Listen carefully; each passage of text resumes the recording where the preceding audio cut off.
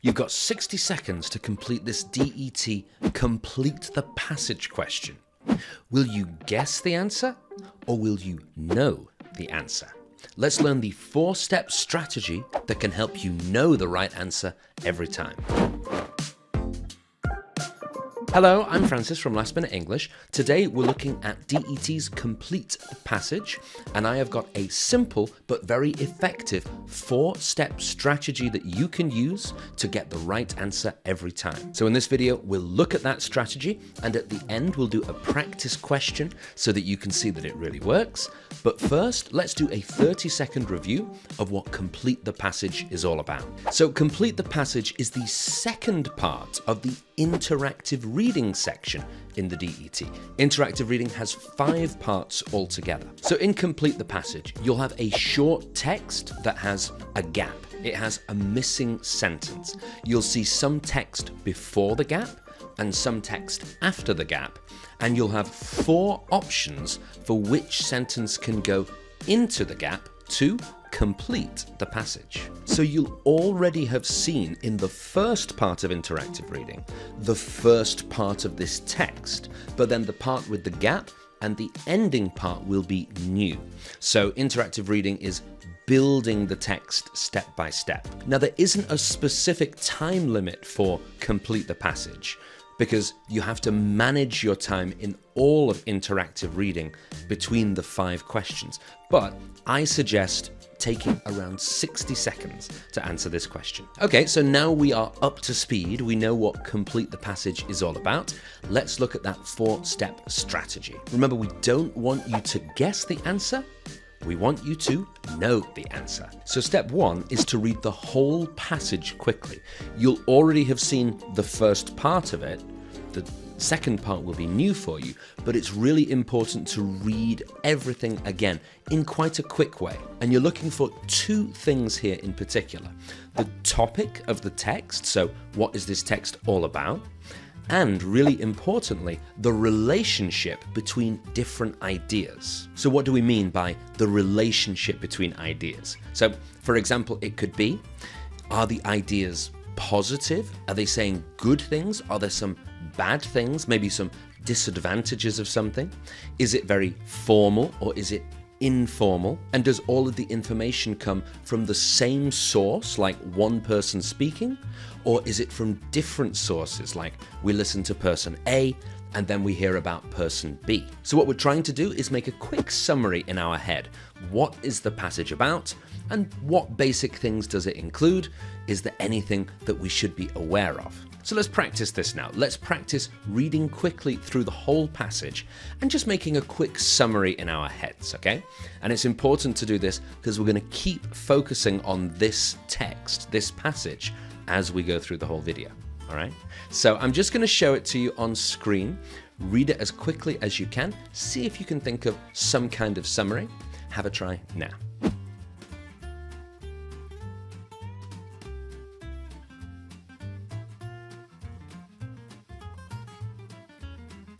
Okay, very good. So let's take a look at my summary. And this one is written out. You don't need to write it out in the real test, but this is the kind of thing that you could have in your head.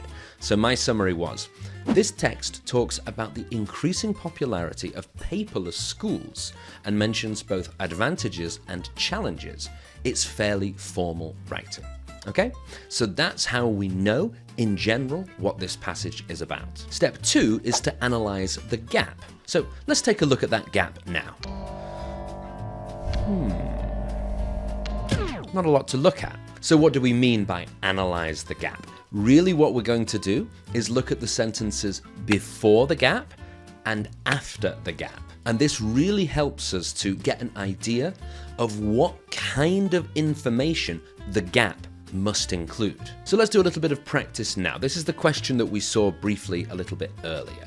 So I want you to look at where the gap is, look at the sentence before the gap, and look at the sentence after the gap, and think, what can we learn about what kind of information must be in the gap? Okay, I'm going to put it on screen. You can pause the video, have a little think, and then we'll talk about it.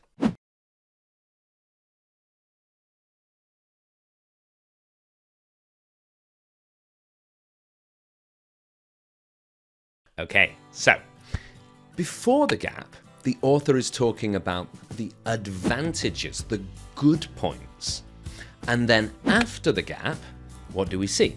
It says, despite these challenges. So it's talking about some kind of negative thing, but we can't see any challenges in the text. What does that mean? It means that the gap must include some challenges, some disadvantages, some bad points. Okay, so now that we know we're looking at challenges or difficult things in paperless schools, I'm going to show you the 4 options, and I want you to choose which ones are definitely not right. Which ones can we discard? Okay, so read through these 4 options. You can pause the video and decide which ones to get rid of now.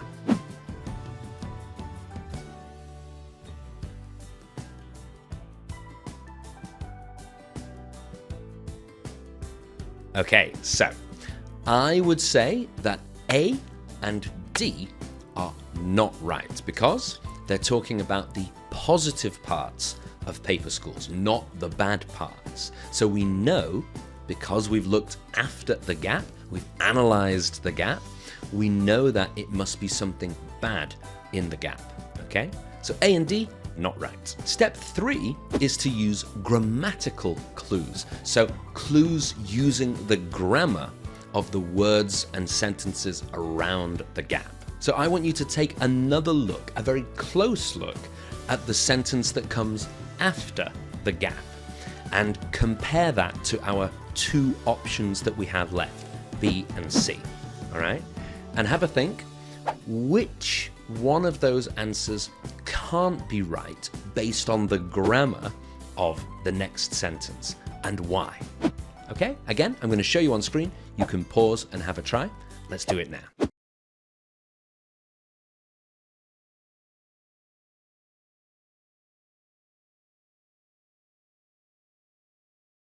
Okay, so what did you get?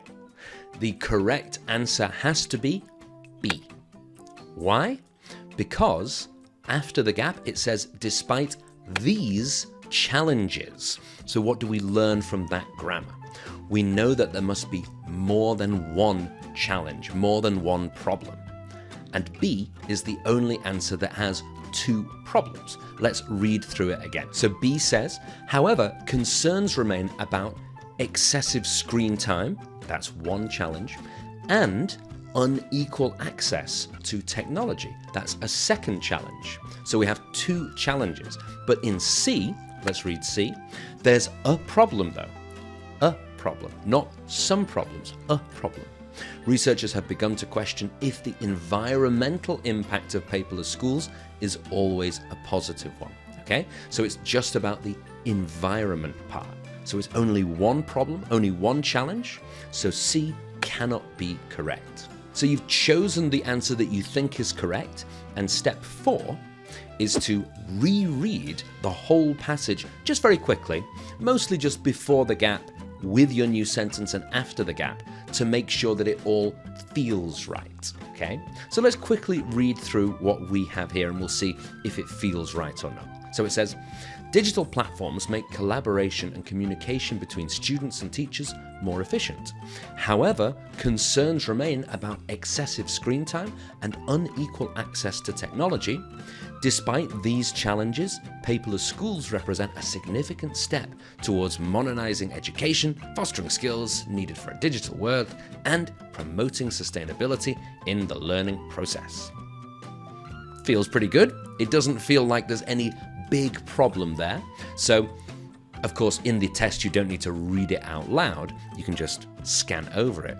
But it's really important to take that final step so that you're confident before you click next. Okay, so now you know the 4-step strategy that you have to follow.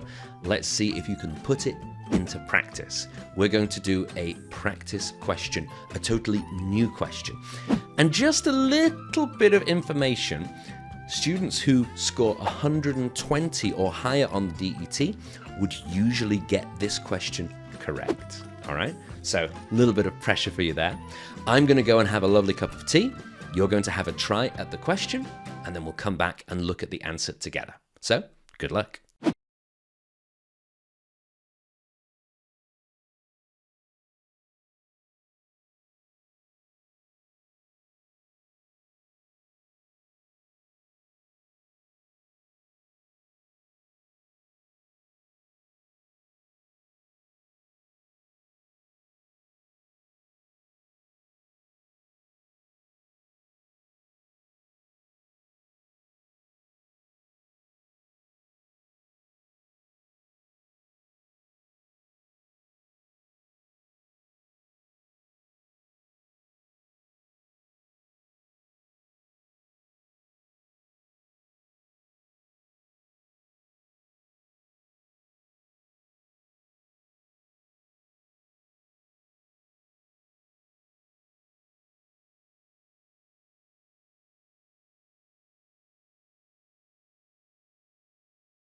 Okay, welcome back. So, how was that? Pretty stressful, I imagine.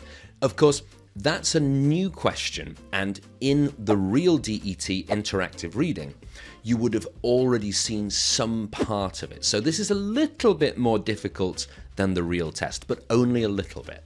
Let's take a look at the answer then. So, I would say that A was the correct one. A, furthermore, governments are offering financial incentives to encourage EV adoption, so encourage people to start driving electric cars. Now that is an advantage. That's one reason why people might choose to get an electric car. And the key phrase that we could see in the passage was notwithstanding these advantages. And that phrase is like the turning point, the link, and then they start talking about some problems with EVs. But it tells us that before that turning point, it must be another advantage. And then we can tell that, okay, B and D are both negative, they're not advantages, and C is more like a statistic. So it's not quite the best choice, which leaves A as the correct answer. So there we go. That is your 4-step strategy to complete the passage. I hope this has been useful. If you've enjoyed this video, make sure to like and subscribe, because we have loads more DET videos for all of the different question types coming out every week. And if you are preparing for the DET, make sure to check out our complete DET preparation course. It's everything you need to be able to get a great score. In fact, we make it very easy for you to get the best score possible. You can find a link to that course just here. Now, if you want to keep improving your interactive reading skills, we've got loads more videos all about the different questions. And actually, one that I suggest you watch next is just up here. It's the Complete the Sentences video. All right, that's another part of interactive reading. I'm Francis from Last Minute English. Hope you've enjoyed this video. Good luck in your DET, and I'll see you next time.